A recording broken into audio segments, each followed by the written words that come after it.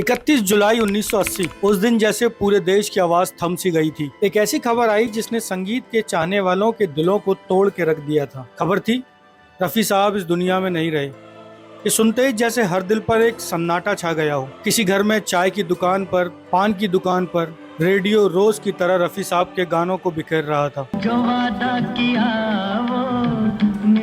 जो वादा किया वो निभाना पड़ेगा। साल 1963 में आई फिल्म ताजमहल, ये वही गीत है जो मोहब्बत के वादों का सबसे खूबसूरत इजहार माना जाता है। कहीं कोई अपने आप गुनगुना रहा था,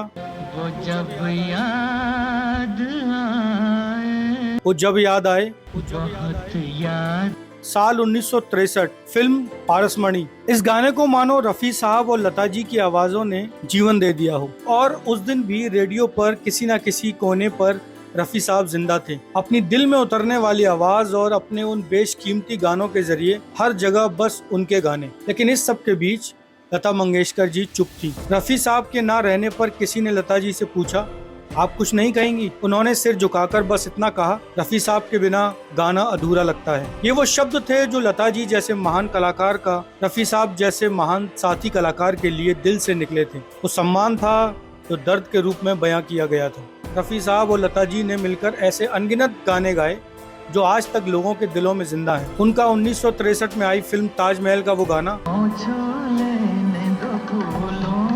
पाँव छू लेने दो फूलों को, इसमें इश्क की मासूमियत थी। वही 1967 में बनी जेवल थीफ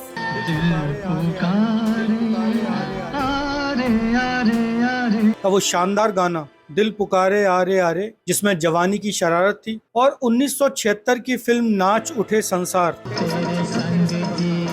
तेरे संग जीना तेरे संग मरना, इसमें साथ निभाने का वादा था। रफी साहब और लता जी का एक दूसरे के लिए सम्मान काफी गहरा और नैसर्गिक था। लेकिन इस सम्मान और संगीत के इस रिश्ते को आखिर थोड़े समय के लिए नजर सी लग गई थी। वो दौर था 60 के दशक का, जब रॉयल्टी को लेकर दोनों में मतभेद हुआ था और कुछ साल दोनों ने साथ नहीं गाया था।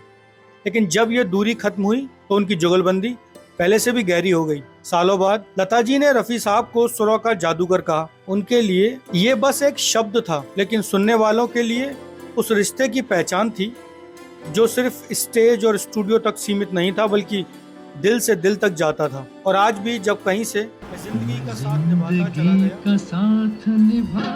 मैं जिंदगी का साथ निभाता चला गया 1961 की फिल्म हम दोनों का ये गीत सुनाई देता है तो मानो ऐसा लगता है जैसे रफी साहब पास ही हैं। अगर आपको ये वीडियो पसंद आए तो वीडियो को लाइक कीजिए, चैनल को सब्सक्राइब कीजिए और देखते रहिए सिनेमा 70mm, क्योंकि यहाँ पर कहानियाँ दिल से कहती हैं।